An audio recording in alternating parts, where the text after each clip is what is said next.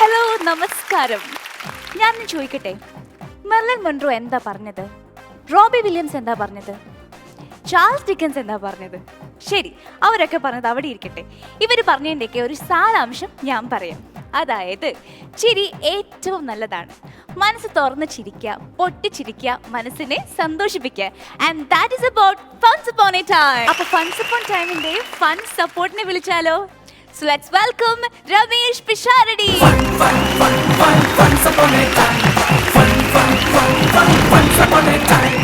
നമസ്കാരം.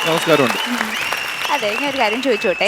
ഞാൻ കുറച്ച് അതിന് മുമ്പ് ഞാൻ അവിടുന്ന് കേട്ടു ഏതൊക്കെയോ മഹത് വ്യക്തികളുടെ പേര്. മെർലിൻ മൺറോ, പിന്നെ ആര് പറഞ്ഞിട്ടുണ്ട്? എന്ത് പറഞ്ഞു? മെർലിൻ മൺറോ പറഞ്ഞെന്താന്ന് വെച്ചാല് to laugh at yourself is to love yourself എന്നാണ്. അതായത് സ്വന്തമായിട്ട് കളിയാക്കുകയാണെങ്കിൽ അത് in case of fire please don't use elevators. Got it. You got it. Ramesh ഏട്ടൻ കൊമേഡിയനാണ്. ഒരുപാട് ചിരിപ്പിച്ചിട്ടുണ്ട്, ഒരുപാട് പേര് ചിരിപ്പിച്ചിട്ടുണ്ട്, ഒരുപാട് വേദികളിൽ പെർഫോം ചെയ്തിട്ടുണ്ട്. ആൻഡ് രമേശ് ഏട്ടനെ ഏറ്റവും അധികം ചിരിപ്പിച്ച ഒരു സംഭവം, ഇൻസിഡന്റ് ഏതെന്ന് ചോദിച്ചാൽ എന്ത് പറയും? എന്നെ ഒരാൾ ചിരിപ്പിക്കണം എന്ന് വാശി പിടിക്കുന്ന ആളല്ല ഞാൻ.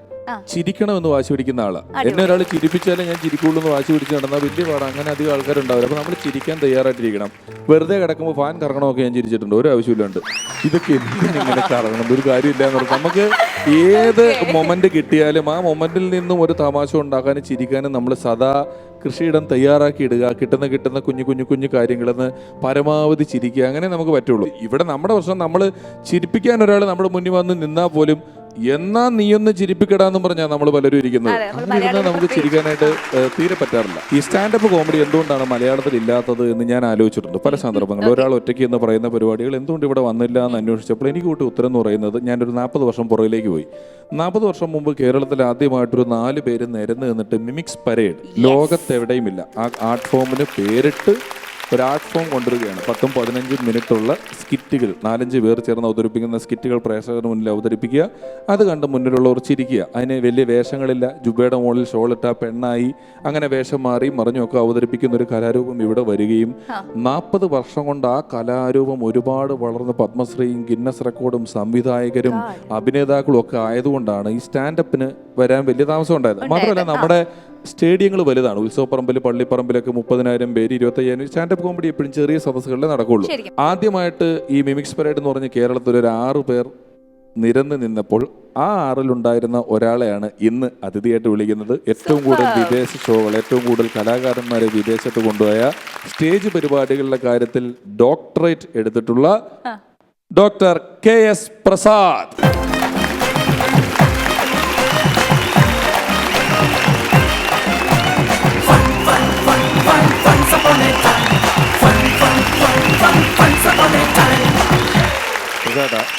നമ്മുടെ ഫൺസ് അപ്പോൺ എ ടൈമിലേക്ക് സ്വാഗതം. Thank you. എത്ര സ്റ്റേജ് ആയിരിക്കും ഒന്ന് പറഞ്ഞു കൊടുത്തേ? ഞാൻ കഴിഞ്ഞ 45 വർഷമായിട്ട് ഒരു 5000-6000 സ്റ്റേജോളം കവർ ചെയ്തിട്ടുണ്ട്. 6000 സ്റ്റേജ് ഷോകൾ എന്ന് പറഞ്ഞാൽ എത്ര വർഷം കണ്ടിന്യൂസ് ആയിട്ട് പരിപാടി ചെയ്താലാണ് 6000 സ്റ്റേജിൽ തന്നെ നിങ്ങൾ ആലോചിച്ച് നോക്കുക. അത്രയും വലിയ ഒരാളാണ് ഈ നിൽക്കുന്നത്. പിന്നെ വളരുക മാത്രമല്ല, നമ്മൾ വളർത്തുക എന്ന് പറയുന്ന ഒരു കാര്യമുണ്ട് പ്രസാദേട്ടനെ സംബന്ധിച്ച്. പ്രസാദേട്ടൻ്റെ ട്രൂപ്പിലൂടെ ഒരുപാട് കലാകാരന്മാരെ വളർത്തിയിട്ടുള്ളതാണ്. ഇപ്പോൾ ഈ ഒരു പരിപാടി ചെയ്യുമ്പം ഞങ്ങളുടെ ഉദ്ദേശം എന്ന് പറയുന്നത് പുതിയ കുറച്ച് കലാകാരന്മാരെ ഇൻട്രൊഡ്യൂസ് ചെയ്യുക എന്നുള്ളത് തന്നെയാണ്. ഈ ഒരു ആർട്ട് ഫോമിന് കുറച്ച് പുതിയ ആൾക്കാരെ ഇൻട്രൊഡ്യൂസ് ചെയ്യുക എന്നുള്ളത്. അങ്ങനെ നോക്കുമ്പോൾ ഒരുപാട് പേരെ വളർത്തിയ ഒരാളെന്നുള്ള നിലയിൽ ഈ പരിപാടിയെ പറ്റി പ്രസാദേട്ടൻ്റെ അഭിപ്രായം എന്താണ്? ഈ പരിപാടിയെക്കുറിച്ച് പറഞ്ഞാൽ 80-81 കാലഘട്ടങ്ങളിൽ ഞങ്ങൾ ബോംബെ ചെന്നപ്പോൾ അവിടെ ഞങ്ങൾ കണ്ടിട്ടുണ്ട് ഈ സ്റ്റാൻഡപ്പ് കോമഡി. ജോണി ലിവർ പുള്ളിയുടെ സ്റ്റാൻഡപ്പ് കോമഡി കണ്ടത്. അതിനുശേഷമാണ് ഈ സാധനം വന്ന് അങ്ങനെ നമ്മുടെ മദ്രാസിലെത്തി, ബാംഗ്ലൂരിലെത്തി, ഇപ്പോഴാണ് കേരളത്തിലെത്തുന്നത്. പ്രസാദേട്ടൻ്റെ ഒരു കളക്ഷൻസ് ഉണ്ട്. പ്രസാദേട്ടൻ്റെ ആർക്കൈവ്സ് എന്ന് നമ്മൾ പറയും. പ്രസാദേട്ടൻ നമ്മളൊക്കെ ചെയ്തു. ഇപ്പോൾ ഞാനൊക്കെ ഇത്ര എപ്പിസോഡ്, ഇത്ര സ്റ്റേജ് പരിപാടി ഇതൊന്നും നമ്മുടെ ഇല്ല. പക്ഷേ പ്രസാദേട്ടൻ ആദ്യമായിട്ട് പോയ നോട്ടീസ്, ആദ്യമായിട്ട് പത്രത്തിൽ അച്ചടിച്ചു വന്ന മിമിക്സ് പരേഡിൻ്റെ പരസ്യം, ആദ്യമായിട്ട് ചെയ്ത് ഗൾഫ് കാസറ്റ്, ഇതെല്ലാം സ്വന്തം വീടിൻ്റെ 2ാം നിലയിൽ ഒരു പ്രദേശം മുഴുവൻ പൊന്നുപോലെ സൂക്ഷിച്ചു വെച്ചിട്ടുള്ള ഒരാളാണ്. ഫസ്റ്റ് ഇന്റർവ്യൂ ഇപ്പോഴും ഉണ്ട്. പ്രീ ഡിഗ്രിക്ക് എന്റെ ഫോട്ടോ അടിച്ചു വന്നത്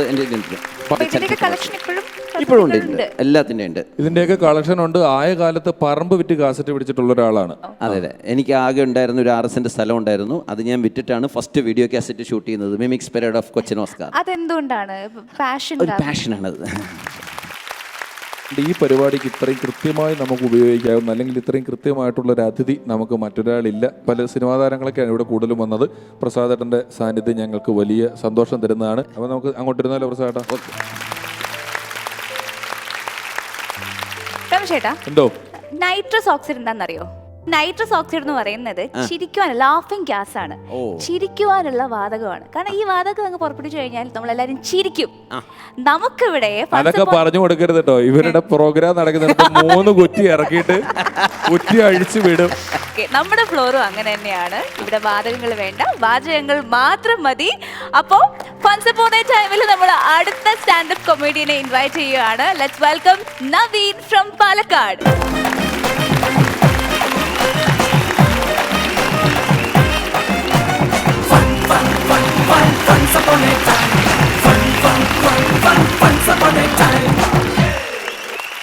നവീന്റെ ഈ കോട്ടും സൂട്ടും ഇപ്പോഴത്തെ ഇപ്പം കണ്ടിട്ട് എന്ത് ജോലി കൊടുക്കാൻ പറ്റും? ഡയാനയാണ് എന്ത് ജോലി കൊടുക്കും? പുള്ളീനെ നമ്മുടെ റിസപ്ഷനിൽ നിർത്താം, ഹോട്ടൽ റിസപ്ഷനിൽ നിർത്താനുള്ള സെറ്റപ്പ്. പ്രസാദനാണ് ഈ കോട്ടും സൂട്ടും കണ്ട് എന്ത് ജോലി കൊടുക്കും? ഒരു ഹോട്ടൽ മാനേജർ. എനിക്ക് പക്ഷെ കണ്ടിട്ട് തോന്നുന്നത് എന്താ അറിയാമോ? ആ ബാംഗ്ലൂർ, കോയമ്പത്തൂർ, തമിഴ്നാട് ഭാഗത്ത് ബോർഡറിൽ ഹൊസൂറിലൊക്കെ ഉള്ള ലൂണ കമ്പനിയുടെ ഷോറൂമിൽ സെയിൽസിന് നിൽക്കുന്ന ആളുണ്ടാവും. പേര് സെൽവരാജ്. ഈ ലൂണയുടെ മൈലേജിനെ പറ്റി, ലൂണയുടെ ഹോണിനെ പറ്റിയൊക്കെ നമുക്ക് ഇപ്പോൾ വടക്കം സാർ ഇത് വന്ന് ரொம்ப നല്ല ലൂണ സാർ ലൂണ കമ്പനിയുടെ നല്ല ഒരു സെയിൽസിൽ വർക്ക് ചെയ്യുന്ന ഒരാളായിട്ട് തോന്നുന്നു. അപ്പൊ എന്തായാലും വേദികളൊക്കെ ഇങ്ങനെ വന്ന് തുടങ്ങുവാണ്. ഇതൊരു തുടക്കമായിക്കൊള്ളട്ടെ അല്ലേ? ഈ വേദിയിൽ നിന്ന് സ്റ്റാർട്ട് ചെയ്യാം. So over to Naveen. Okay കേട്ടോ, അപ്പോൾ തുടങ്ങാം. അപ്പോൾ അതായത് ഞാൻ എൻ്റെ നാട്ടിലൊരു ചേട്ടനെ പറ്റി പറയാൻ പോവാണ്. അതായത് അദ്ദേഹത്തിൻ്റെ പേര് വേലായുധൻ എന്നാണ്. അപ്പോൾ ഈ വേലായുധൻ ചേട്ടൻ്റെ രൂപം എന്ന് പറഞ്ഞു കഴിഞ്ഞാൽ ഏകദേശം പനകയറ്റമാണ് ചേട്ടൻ്റെ ജോലി. നല്ല ഫിസിക്കൊക്കെ ഉള്ള ആളാണ്. അതായത് നല്ല പൗരുഷമുള്ള ശരീരവും നിഷ്കളങ്കമായിട്ടുള്ളൊരു മുഖവും. അപ്പോൾ ഈ ബോഡിയും ഫേസും തമ്മിൽ ഒരുപാട് പ്രശ്നങ്ങളുണ്ട് ഈ വേലായുധൻ ചേട്ടൻ. ഞങ്ങളുടെ നാട്ടിൽ ഗ്രാമകലോത്സവം നടക്കുന്ന സമയത്ത് ഞാനിങ്ങനെ നോക്കുമ്പോൾ സ്റ്റേജിൻ്റെ ബാക്കിൽ വലിയ ബോഡിയുള്ള ഒരു കിടിലനാൾ വന്ന് നിൽക്കുക. ഇവിടെ ആയിട്ടൊരു ചെറിയ വെട്ടുപാടുണ്ട്. പുള്ളി ഇങ്ങനെ ഒന്ന് ആരെയോ പരതി ചെറിയ ടെൻഷൻ അടിച്ച് കഴിഞ്ഞപ്പോൾ എനിക്ക് മനസ്സിലായി പുള്ളി ആരെയോ വെട്ടാനോ കുത്താനോ എന്തിനോ വന്നേക്കുന്നതാണെന്ന് മനസ്സിലാവുന്ന അത്രയും ലുക്കുള്ള ഒരാൾ ഇങ്ങനെ വന്ന് അതിലേക്ക് ഇങ്ങനെ നടക്കുന്നുണ്ട്. എന്തോ ഒന്നിക്ക് പുള്ളിക്ക് ടെൻഷനുണ്ട്, അല്ലെങ്കിൽ പുള്ളി ആരെയോ കൊല്ലാൻ വന്നതാണ്. ഇങ്ങനെ ലളിതഗാന മത്സരം നടക്കുമ്പോൾ പെട്ടെന്ന് അവിടെ ചെസ് നമ്പർ 116 എന്ന് വിളിച്ചപ്പോൾ ഇയാൾ ഒറ്റ ചട്ടത്തിന് സ്റ്റേജിലേക്ക് കയറിയിട്ട് ശങ്കര ധ്യാന പ്രകാരം ജപിച്ചു ഞാനൊക്കെ ഒരു പാട്ട് പാടി. അപ്പോൾ ഞാൻ ഇത് ഈ പറഞ്ഞ പോലെ ലുക്കും ലളിതഗാനുമായിട്ട് ബന്ധമുള്ള ലുക്കിൽ കാര്യമില്ലെങ്കിൽ അങ്ങനെ തോന്നി. അങ്ങനെ ഞാൻ ഈ കഥ എൻ്റെ ഒരു കൂട്ടുകാരനോട് പറഞ്ഞാൽ ഇച്ചിരി മുമ്പ് ഇവിടെ വന്ന് പാടി ഒരാളുണ്ട്, നീ കാണണം. നമുക്ക് അങ്ങനെ പെട്ടെന്ന് അതുമായിട്ട് ക്ലബ് ചെയ്യാൻ പറ്റുന്ന ഒരു സെറ്റപ്പിലല്ല പുള്ളി നിൽക്കുന്നതും പുള്ളിയുടെ എക്സ്പ്രഷനും ഒക്കെ. പക്ഷേ നന്നായിട്ട് പാടിയിട്ട് പുള്ളി അങ്ങനെ ഒരാളില്ലെന്ന് പറഞ്ഞു. ഞാൻ നമുക്ക് തപ്പി കണ്ടുപിടിക്കാമെന്ന് പറഞ്ഞ് ഞാൻ ഈ ഉത്സവപ്പറമ്പിൽ കൂടെ മുഴുവൻ തപ്പി നടന്നു കഴിഞ്ഞപ്പോഴേ എവിടെയും കാണാനില്ല. കുറച്ച് ദൂരം കഴിഞ്ഞ് ഞാനൊരു ട്യൂബ്ലൈറ്റിൻ്റെ വെളിച്ചത്തിൽ നോക്കുമ്പം ഒരു ഐസുകാരൻ നിൽപ്പുണ്ട്. ആ ഐസുകാരൻ്റെ അടുത്ത് നിന്ന് അന്ന് പഞ്ചാമൃതം എന്ന് പറഞ്ഞൊരു ഐസ് കിട്ടും, അത് മേടിച്ച് പുള്ളി തിന്നോണ്ടിരിക്കുക. ഏറെക്കുറെ ഇതുപോലത്തെ ഒരാൾ തന്നെയാണ്. കാരണം പുള്ളി വളരെ സീരിയസ് ആയിട്ട് പല കാര്യങ്ങളും പറയും, പക്ഷെ നമുക്കത് ചിരിയാണ് ഉണ്ടാക്കുക. അപ്പോൾ വേലായുധൻ ചേട്ടൻ ഇപ്പോൾ ഉദാഹരണം പറയുകയാണെങ്കിൽ പുള്ളിക്ക് ചില ക്രൈറ്റീരിയകളുണ്ട് ആൾക്കാരെ അംഗീകരിക്കാനായിട്ട്. ഇപ്പോൾ പിഷാരടി ചേട്ടനെ പരിചയപ്പെടുത്തി കൊടുക്കുകയാണ്. ചേട്ടാ, ഇത് രമേഷ് പിഷാരടി എന്ന് പറയുന്ന ആളാണ്. ഇദ്ദേഹം വലിയൊരു കൊമേഡിയനാണ്, അതുപോലെ തന്നെ സിനിമാ സംവിധായകനാണ്, സിനിമാ നടനാണ്. എന്തുണ്ടായിട്ട് എന്താണ്, സർക്കാർ ജോലി ഉണ്ടാ, എങ്ങനെ ജീവിക്കും? പോട്ടെ, അങ്ങനെയാണെങ്കിൽ നമ്മൾ പാലക്കാട് മഹാനായ ചെമ്പൈ വൈദ്യനാഥ ഭാഗവതർ സംഗീത കുലപതിയാണ്. പാലക്കാടിൻ്റെ പേര് ലോകം മുഴുവൻ എത്തിച്ചാണ്. എന്നിട്ടെന്താ കാര്യം, സർക്കാർ ജോലി ഇല്ലല്ലോ. പോട്ടെ, അങ്ങനെയാണെങ്കിൽ MGR സർക്കാർ തന്നെയുണ്ട്. പുള്ളി തമിഴ്നാട് മുഖ്യമന്ത്രിയാണ്, പാലക്കാടുകാരനാണ്. എന്ത് മുഖ്യമന്ത്രിയായിട്ട് എന്താണ്, സർക്കാർ ജോലി ഉണ്ടാ? ഇനിയിപ്പോൾ ട്രംപിൻ്റെ പേര് പറഞ്ഞാൽ പോലും സർക്കാർ ജോലി ഇല്ലെങ്കിൽ പുള്ളി അംഗീകരിക്കില്ല. ഇതാണ് വേലായുധൻ. ഇങ്ങനെ ചില കാര്യങ്ങൾ സംസാരിക്കുന്ന സമയത്ത് ഈ സൗണ്ട് എഫക്റ്റ് ഇട്ടിട്ടാണ് സംസാരിക്കുക. ഉദാഹരണം, ഇപ്പോൾ ഒരാൾ ഇവിടെ നിന്ന് വീണു എന്ന് നമ്മൾ പറയും. വേലായുധൻ ചേട്ടൻ പറയുകയാണെങ്കിൽ അയാൾ അവിടെ നിന്ന് പൊത്തക്കടിയോ എന്ന് വീണു. ഈ പൊത്തക്കടിയോ എന്ന് പറയുന്നത് ഈ വീഴുന്നതിൻ്റെ ഒരു എഫക്റ്റാണ്. പൊത്തക്കടിയോ വീണു. അതുപോലെ ഒരാൾ പെട്ടെന്ന് വന്നു, സ്വയന്ന് വന്നു, ഈ വരുന്നതിൻ്റെയാണ് സ്വയം, കാറ്റിൻ്റെ ഒരു സംഭവം. അതുപോലെ പെട്ടെന്ന് പോയി, പൊസ്കുന്ന് പോയി.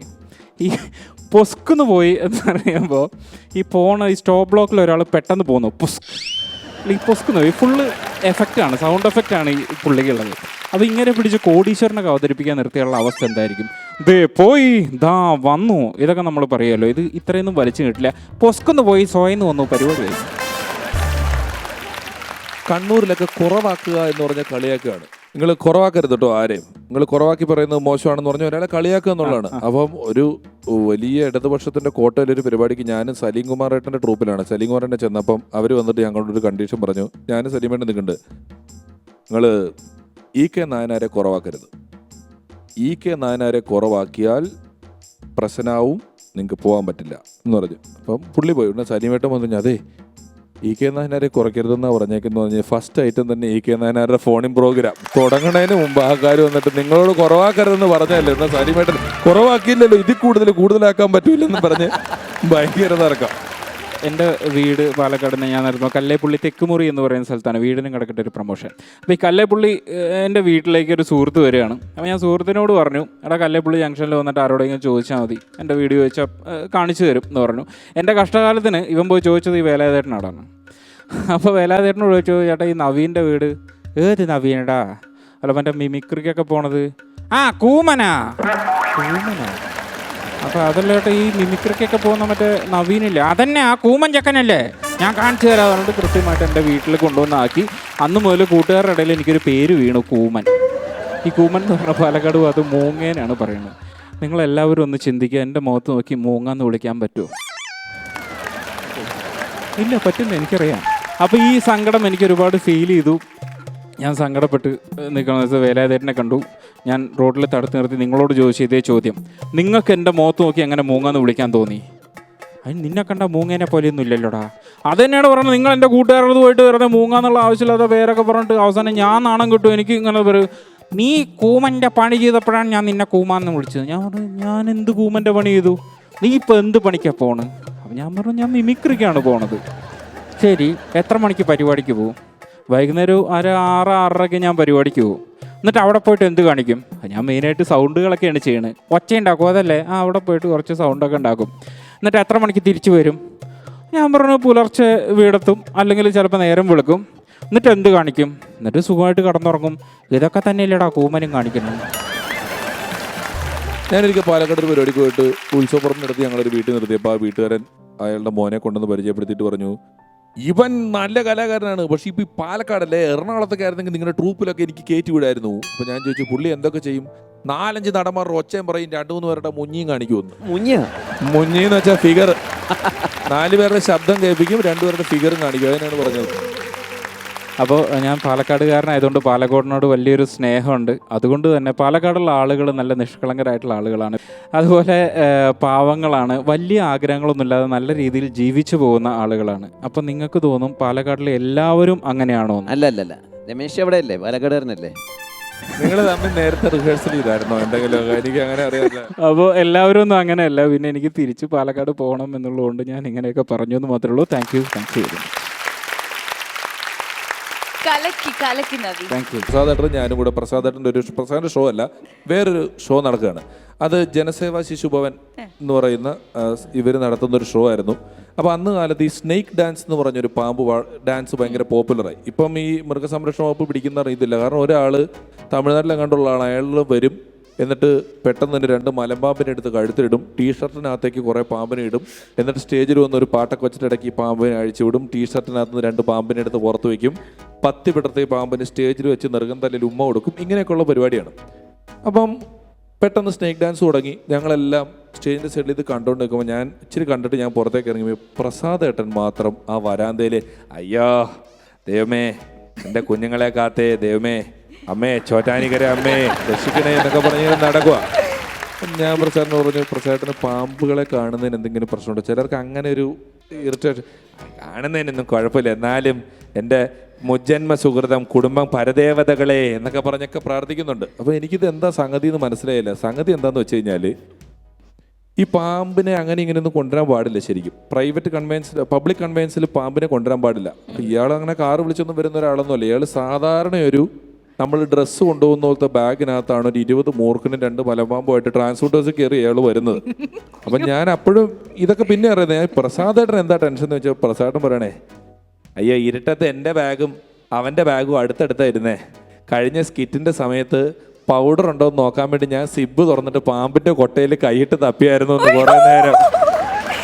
ഞാൻ നോക്കുമ്പം പ്രസാദേട്ടന്റെ ബാഗും ഇവന്റെ ബാഗും ഒരേപോലത്തെ ബാഗാവും. അവൻ പാമ്പിനെ ഇട്ട ബാഗിനകത്ത് സ്റ്റേജിൽ ഷോ നടക്കുമ്പോൾ മുടി നരപ്പിക്കാൻ വേണ്ടിയിട്ട് പൗഡർ എടുക്കാൻ വേണ്ടി തുറന്നിട്ട് കൈയിട്ട് ഇളക്കി. ഏതോ മൂർഖൻ ഉറങ്ങുമായോണ്ട് കൊത്തിയില്ല. അല്ലെങ്കിൽ സത്യമാണോ? കുറച്ച് പൊടിപ്പും തൊങ്ങലും ഒക്കെ കയറ്റിയിട്ടുണ്ട്. പക്ഷെ കാര്യം നടന്നിട്ടുണ്ട്. കാര്യം നടന്നിട്ടുണ്ട്.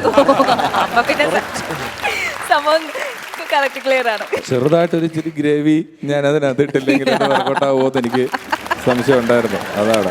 എങ്ങനെയിരുന്നു ഇദ്ദേഹത്തിന്റെ പെർഫോമൻസ്? വളരെ മനോഹരമായിരുന്നു കേട്ടോ. ആ പാലക്കാട് എന്ന് പറയുമ്പോൾ തന്നെ കുറേ നിഷ്കളങ്കരുടെ, സത്യസന്ധമായി പറഞ്ഞ നിഷ്കളങ്കരുടെ ഒരു നാടാണ് പാലക്കാടിലെ ഗ്രാമങ്ങൾ. അറിയാമല്ലോ അല്ലേ? അതെല്ലാം മനസ്സിനകത്ത് ഇങ്ങനെ നിറഞ്ഞു നിൽക്കുകയാണ്. അപ്പോൾ ആ പാലക്കാട് ഭാഷ കേൾക്കുന്നത് തന്നെ, വളരെ നിഷ്കളങ്കമായ ഭാഷ കേൾക്കുന്നത് തന്നെ വളരെ സന്തോഷമാണ്. അതുകൊണ്ട് പാലക്കാട് ബേസ് ചെയ്തുകൊണ്ടുള്ളൊരു പ്രോഗ്രാം വളരെ ഇഷ്ടപ്പെട്ടു. പാലക്കാട് ഈ ഒരു സ്ലാങ് മാത്രമല്ല കേട്ടോ, ഒരു 10 കിലോമീറ്ററിൻ്റെ ഉള്ളിൽ സംസാരവും സംസ്കാരവും വരെ മാറുന്ന ഒരു സ്ഥലമാണ് പാലക്കാട്. അറിയോ? ഒരുവിധമൊക്കെ അറിയുന്ന. ഇപ്പോൾ ജസ്റ്റ് നീ വരുന്നുണ്ടോ എന്നുള്ള ചോദ്യം. ഇപ്പോൾ വള്ളുവനാടാണെങ്കിൽ കുട്ടിയെ ഈ വരുന്നുണ്ടോ, ഇതാണ് വള്ളുവനാട്. മേലാമുറി പറഞ്ഞാൽ കുറച്ചുകൂടെ ഈ കച്ചവടക്കാരാണ്. എന്താണ് നീ വരുന്നുണ്ടോ കേൾക്കുക, ഇങ്ങനത്തെ ഒരു സാധനമാവും. പിന്നെ അത് കഴിഞ്ഞ് നീ വാറതുണ്ടാ വല്ലതും മനസ്സിലായോ? അത് നീ വരുന്നുണ്ടോ എന്നാണ് ചോദിച്ചത്. അത് തമിഴും മലയാളവും കൃത്യമായിട്ട് നമുക്ക് ചിന്തിക്കാൻ പറ്റാത്ത സ്ഥലത്ത് കട്ട് ചെയ്ത് പേസ്റ്റ് ചെയ്തിട്ടുണ്ടാവും. ഇതാണ് പിന്നെ നമ്മൾ ഈ കേൾക്കുന്ന പാലക്കാടൻ സ്ലാങ്. പക്ഷെ കൂടുതലായിട്ട് ആളുകൾ സംസാരിക്കുന്ന ഈ ഒരു സ്ലാങ് ആണ്. പക്ഷെ എന്തായാലും കേൾക്കാൻ നല്ല രസമുണ്ട്. എന്തായാലും നവീന്റെ പെർഫോമൻസ് ഗംഭീരമായിരുന്നു. Well done, super super, thank you. കലക്കണം എനിക്ക് കയറി വരും കേട്ടോ. ഓക്കെ ഓക്കെ മനസ്സിലായി. ഞാൻ പിഷാരടി കയറി വരും. ഓ തീർച്ചയായിട്ടും. സത്യം പറഞ്ഞാൽ ഞാൻ പ്രസാദ് സാറോട് ഉണ്ടെന്ന് പറഞ്ഞാ വന്നെ. ഒന്ന് കാണണം. അത്യാവശ്യം കുറച്ച് കാര്യങ്ങൾ നമുക്കൊന്ന് സംസാരിക്കാനുണ്ട്. ഗൾഫ് പ്രോഗ്രാം ഒക്കെ ഇപ്പോൾ ആയി വരുന്നു. ഇപ്പം സീസൺ ശരിയല്ലല്ലോ. ഉടനെ ആവുകയാണെങ്കിൽ നടത്താം. അപ്പോൾ ട്രിപ്പിനെ കുറിച്ചുള്ളൊരു സംസാരിക്കാൻ വേണ്ടിയിട്ട് കൂടിയാണ് ഞാൻ വന്നത്. ഇനിയിപ്പോൾ ഇവിടുത്തെ കേസ് വലിയ ഇതുണ്ടെന്ന് എനിക്ക് തോന്നുന്നില്ല. അപ്പോൾ ഇനി വിദേശ രാജ്യങ്ങൾ, ഗൾഫ് വരുന്നുണ്ട്, പ്രോഗ്രാമൊക്കെ നോക്കാം. ശരിക്കും ഈ ട്രിപ്പ് ഗൾഫിലേക്ക് പോകണമെങ്കിൽ നമുക്ക് എത്ര ആർട്ടിസ്റ്റുകൾ ഉണ്ടാവും? ഞങ്ങളുടെ ഗ്രൂപ്പ് എന്ന് പറഞ്ഞാൽ ഒരു 18 പേരുണ്ട്. 18 പേര്. അല്ല, നമുക്ക് ഗൾഫിലേക്ക് എല്ലാവരും കൊണ്ടുപോകാൻ പറ്റില്ല. ഒന്നും കൂടി കുറച്ചൊക്കെ 12 പേരായിട്ട്. 12 പേര്. അപ്പം മൊത്തം ഒരു 13 ടിക്കറ്റ് വേണ്ടി വരും അല്ലേ? അല്ല, 12 പേര്. 12 ടിക്കറ്റ് മതി. അല്ല, 13 വേണ്ടി വരും. 12 മതി. 12 ടിക്കറ്റ് മതി. 12 പേരല്ലേ പോകുന്നത്? അല്ല, ഞാനും ഉണ്ടാവും കൂടെ. നിങ്ങൾ വരുന്നുണ്ടോ? ഞാനുണ്ട്. എനിക്കിവിടെ വെറുതെ നിൽക്കാൻ പറ്റില്ല. അപ്പം ഞാനും കൂടി ചേരും. അല്ല, പലപ്പോഴും സ്പോൺസർമാർ കൂടെ വരാറുണ്ട് ഞങ്ങളുടെ കൂടെ. അറിഞ്ഞില്ല. എപ്പോഴാണ് ട്രിപ്പ്? എന്ത്? അല്ല, ചേട്ടൻ്റെ പ്രോഗ്രാം അത് നിങ്ങളല്ലേ തീരുമാനിക്കണ്ടേ? നിങ്ങളല്ലേ സ്പോൺസർ? അല്ല, അല്ലേ, എനിക്ക് കൂടെ വരാനാ ട്രിപ്പിന് അങ്ങോട്ട്. ഞാനുണ്ടാവും അവിടെ പരിപാടിക്ക് വരാൻ, നമ്മുടെ കൂടെ പെർഫോം ചെയ്യാൻ. ചേട്ടാ, ഇവിടെ തന്നെ എത്രയോ എപ്പിസോഡുകളായി യാതൊരു പെർഫോമൻസും കാഴ്ചവെക്കാതെ പറ്റിക്കൂടി നിൽക്കുന്ന ഒരാളാണ്. വരാറുണ്ട് പുള്ളി. ഈ ഷോയിൽ സ്ഥിരമായിട്ടുണ്ട്. പക്ഷെ ചേട്ടൻ അദ്ദേഹത്തിനെ കൊണ്ടുപോകേണ്ട ആവശ്യമുണ്ടെന്ന് എനിക്ക് തോന്നുന്നില്ല. അത് മാത്രമല്ല, എന്തെങ്കിലും ഒരു കഴിവ് വേണം നമുക്ക് സ്റ്റേജിൽ പെർഫോം ചെയ്യാനായിട്ട്. അല്ല, കഴിവുണ്ടല്ലോ എനിക്ക്. നല്ല എന്താ ചെയ്യേണ്ടത്? ഞാൻ പാരഡി നന്നായിട്ട് പാടും. എഴുത്തൊക്കെ ഉണ്ട് എനിക്ക്, എഴുത്ത് രചന. അതൊക്കെ ഒരുപാട് ഗുണം ചെയ്യും. ആർക്ക് ഗുണം ചെയ്യും? അല്ല, നമ്മുടെ ട്രിപ്പിന് ഗുണം ചെയ്യും. എങ്ങനെ പാരഡി ഒന്ന് പാടുമെന്ന്? പാരഡി പാടാം. ഏത് പാട്ടാണ്? സൂര്യാംശം ഓരോ വയൽപ്പൂവിലും തുടങ്ങുന്ന. വിഷാംശമോരോ പഴത്തോടിലും തേച്ചു പിടിപ്പിച്ചുവോ, ഹേമന്ത് തന്നൊരു ഫ്രൂട്ട് സലാഡിൽ കാർബണിൻ്റെ ഹോർമോണുകൾ. എൻ്റെ വൈഫിൻ്റെ പ്രാർത്ഥന ഒന്നു മാത്രം, ജീവിച്ചിരിക്കുന്നു ഞാൻ ഭൂമിക്കു ഭാരമായി. സാധാരണ ഇത്തരം പാട്ടുകൾക്കൊന്നും പാരഡി ഉണ്ടാക്കാറില്ല. ഫാസ്റ്റ് സോങ്ങുകൾക്കാണ് സാധാരണ. സൂര്യാംശുവിന്റെ വളരെ നന്നായിട്ടുണ്ടായിരുന്നു കേട്ടോ. നല്ല ചിരി വന്നൊരു പാരഡി ആയിരുന്നു. ഗംഭീരമായി. ഇപ്പോഴെങ്കിലും അംഗീകരിച്ചല്ലോ, സന്തോഷമുണ്ട്. ഒരു നെക്സ്റ്റ് ഒരു പാട്ട് കൂടിയുണ്ട്. പറഞ്ഞപ്പോഴത്തേക്ക് ഇനിയും പാട്ടുണ്ട്. അല്ല, ഒരു ശരി, പാടും. പക്ഷെ അത് നിങ്ങളൂടെ ഒന്ന് വരണം. കോറസ് ഉണ്ട് ആ പാട്ടില്. ആയിക്കോട്ടെ, വരാം.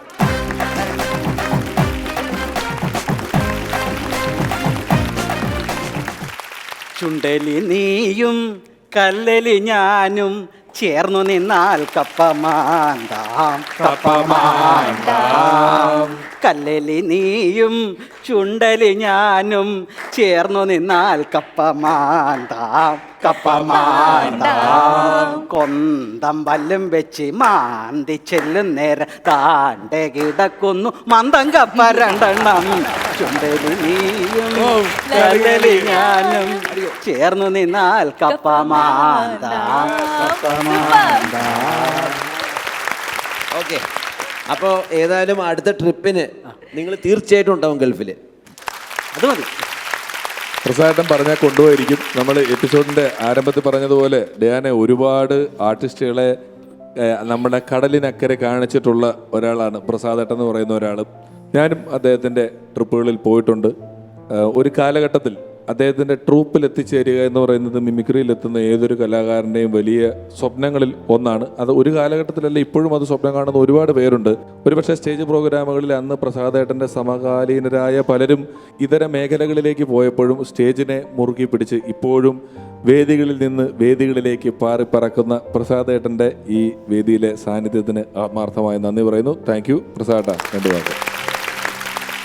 അപ്പോൾ ഈ ഷോ വളരെ മനോഹരമായിരുന്നു. മാത്രമല്ല നമ്മുടെ പ്രൊഫഷൻ എന്തായാലും, സ്റ്റേജ് ആർട്ടിസ്റ്റ് ആയാലും ഡാൻസർ ആയാലും അതുപോലെ ഡോക്ടറായോ എഞ്ചിനീയറോ അല്ലെങ്കിൽ ഹൗസ് വൈഫ് ആയിക്കോട്ടെ, നമ്മളൊരു 4 പേര് കൂടുന്നിടത്ത് നമ്മുടെ കയ്യിലൊരു പടക്കത്തിനുള്ളൊരു സാധനം വേണമെന്ന് നമ്മളെയൊക്കെ ചിന്തിപ്പിക്കുന്ന ഒരു ഷോയാണ് നമ്മുടെ ഫൺസ് അപ്പോൺ എ ടൈം.